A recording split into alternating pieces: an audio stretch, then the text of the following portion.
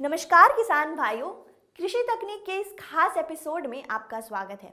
किसान भाइयों, आज हम ब्रॉयलर मुर्गी पालन के विषय में बहुत ही ज़रूरी जानकारी लेकर आए हैं। हमारे पिछले वीडियो में आपने देखा कि ब्रॉयलर मुर्गी पालन क्या है और इसकी शुरुआत कैसे करते हैं। आज हम मुर्गियों में होने वाले बीमारियों के लक्षण, बीमारियां और उनके उपचार के बारे में चर्चा करेंगे। चर्चा करने के लिए हमारे साथ है कुक्कुट विशेषज्ञ डॉक्टर पंकज कुमार जी, जो बिहार के पशु विज्ञान विश्वविद्यालय में वरिष्ठ वैज्ञानिक है। तो आइए मिलते हैं डॉक्टर पंकज कुमार से। नमस्कार डॉक्टर साहब, स्वागत है आपका नमस्कार कृषि तकनीक चैनल पे।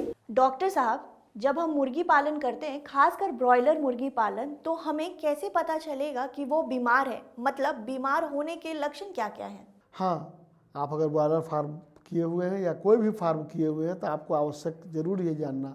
देखिए, अगर आप युवा उद्यमी हैं तो सबसे पहले मैं सलाह दूंगा कि अपने प्रक्षेत्र में अगर आपका लेबर या स्टाफ भी चलाता है, फिर भी आप प्रतिदिन सुबह और शाम 2 बार अपने प्रक्षेत्र में जाएं और मुर्गियों का मुआयना करें। मुर्गियों को देखें कि वो कैसे दिखती हैं। मुर्गियां के प्रतिदिन अगर देखेंगे तो अगर आज देखें और कल देखिएगा, उनके व्यवहार में अगर किसी प्रकार का परिवर्तन आएगा तो आपको ये पता चल जाएगा। इसलिए मुर्गियों को देखना समझना नितांत आवश्यक है। मुर्गियां अगर दाना कम उठा रही हैं, प्रतिदिन दाना अगर फीडर में ख़त्म हो जाता है और आज आप देख रहे हैं कि हर फीडर में आधा किलो, 3 पौआ, 750 ग्राम या 1 किलो दाना बचा हुआ है, अर्थात आज मुर्गियाँ खाना कम खाई हैं। इसका मतलब उनके अंदर कोई ना कोई समस्या है।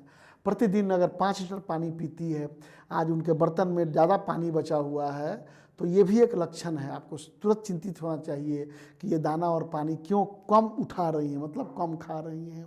और आप देखिए, अगर सुस्त बैठी हुई है कोने में, सर नीचे झुकाई हुई है, थरथरा रही है, काँप रही है, या एक तरफ लुढ़क गई है, या 2-4 मुर्गियाँ उसके कमरे में मरने लगी हैं, तो आप तुरंत सावधान हो जाइए। उसके बीट का कलर देखिए, अगर उजला कलर हो रहा है तब भी गड़बड़ है, हरा हो रहा है तब भी गड़बड़ है, लाल या कॉफ़ी कलर का हो रहा है तब भी गड़बड़ है। तो आप बीट के रंग से भी आप पकड़ सकते हैं। पीला या मटमैले रंग का बीट अगर होता है तो मुर्गियाँ स्वस्थ हैं। लाल रंग का या कॉफ़ी कलर का या खून मिला हुआ अगर बीट आता है उनका, तो उनमें कॉक्सीडिया या उस तरह की बीमारियों का लक्षण देखने को मिलता है। अगर आप चूना हरा पैखाना कर रही है तो फिर डायरिया अन्य तरह का सिम्टम होता है। तुरंत आप निकट के पशु चिकित्सालय अथवा पशु चिकित्सक से संपर्क स्थापित करके आप व्यवस्था कर सकते हैं।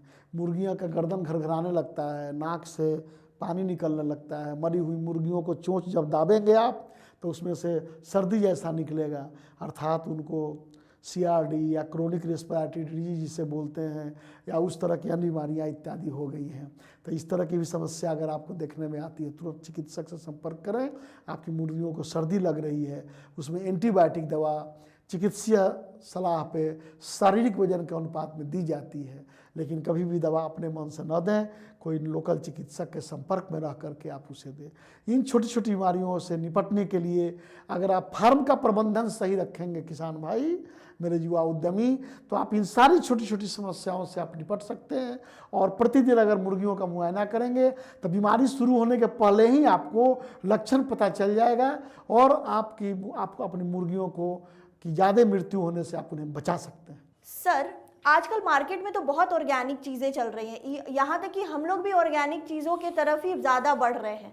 तो यहाँ पे अगर हम मुर्गी के बारे में बात करें तो यहाँ पे उसका क्या कॉन्सेप्ट है ऑर्गेनिकली? अब बिल्कुल देखिए, जैसे जैविक खेती की चर्चा हो रही है, काफ़ी जगह जैविक सब्जी, जैविक अनाज का यूज कर रहे हैं ताकि जिसमें कि कम खाद पानी हो। अब कंसेप्ट आ गया है मुर्गी पालन में भी कि जैविक मुर्गी उत्पादन, लेकिन अभी हमारे हिंदुस्तान में ये बहुत प्रिमिटिव स्टेज में है। लेकिन वक्त आते अगले वक्त का डिमांड होगा कि जैसे सब्जियों में, फल में जैविक उत्पादन का बढ़ावा मिल रहा है, उसी तरह से मांस और अंडे के उत्पादन में भी जैविकता आएगी। इसके लिए क्या है कि उनका जो भी फीड्स वगैरह होगा आपको ऑर्गेनिक देना होगा, जैविक देना होगा। उसमें किसी भी तरह के सिंथेटिक प्रोटीन, सिंथेटिक फैट या कोई भी सिंथेटिक पोषक तत्वों को नहीं देना होगा। और इतना ही नहीं, जो अनाज दे रहे हैं जैसे मक्का या गेहूं या कोई भी चीज़, वो जैविक तरीके से उत्पादित होना चाहिए। तो जैविक तरीके से उत्पादित अनाज पर अगर आप मुर्गी को पालते हैं तो निश्चित तौर पर उसके मांस, और सिर्फ पालना ही नहीं, जैसे बीमार पड़ने पर हम लोग अंग्रेजी दवाई देते हैं जिसे एलोपैथ कहा जाता है, तो बीमार पड़ने पर भी उन्हें आयुर्वेदिक दवा देनी है, जैविक दवा, मतलब प्लांट ओरिजिन की दवा देनी है, पौधे से बनी हुई दवाओं का अगर प्रयोग हम करेंगे, और भोजन में भी वैसे आहार को देंगे जो जैविक खेती द्वारा पैदा किए गए हैं, और तब जो मांस का उत्पादन होगा तो ये जैविक मांस कहाएगा या फिर जैविक अंडा कहाएगा। तो थोड़ा सा ये तकनीकी कॉम्प्लेक्स है, लेकिन आने वाले समय में ये होगा, लोगों का डिमांड बढ़ेगा, क्योंकि समाज में लोग, खास के एलाइट क्लास के लोग और जो हमारे अर्बन पीपल हैं वो हेल्थ कॉन्शियस हैं, सब चीज़ में ऑर्गेनिक खोज रहे हैं। तो एक समय आएगा जबकि मांस और अंडा में भी लोग को ऑर्गेनिक डिमांड बढ़ेगा। ऑफ कोर्स इसका कीमत ज़्यादा होगा क्योंकि इसकी उत्पादकता कम होगी, इसमें लागत खर्च ज़्यादा होगा, लेकिन हमें उसी एंगल से इसे लेकर चलना होगा। भविष्य इसका बहुत उज्जवल है। आप अभी ब्रॉयलर फार्मिंग करें, लेकिन युवा उद्यमी जो पढ़े लिखे लोग हैं या बड़े मेट्रो सिटी से आप सट कर रहते हैं, नज़दीक हैं, वहाँ पर आप खोल रहे हैं, तो आप ऑर्गेनिक की सोच सकते हैं। अगर ऐसा सोच रहे हैं तो आप हमारे बिहार पशु विज्ञान विश्वविद्यालय पटना में संपर्क करें, अथवा अपने निकट के किसी शोध संस्थान में, भारतीय कृषि अनुसंधान परिषद के या पशु विज्ञान विश्वविद्यालय या पशु चिकित्सा महाविद्यालय में संपर्क स्थापित कर आप इसकी विस्तृत ज्ञान इसका प्राप्त कर सकते हैं। थैंक यू डॉक्टर साहब, इतनी अहम जानकारी हमारे साथ साझा करने के लिए।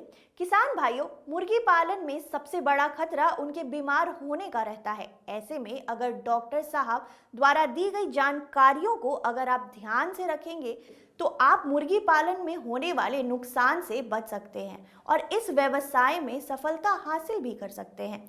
आगे मुर्गी पालन से जुड़ी तमाम जानकारियों के लिए कृषि तकनीक को सब्सक्राइब कीजिए, हमारे वीडियो को लाइक कीजिए और अगले वीडियो में ऐसी ही खास जानकारी के साथ फिर मिलते हैं। तब तक के लिए नमस्कार।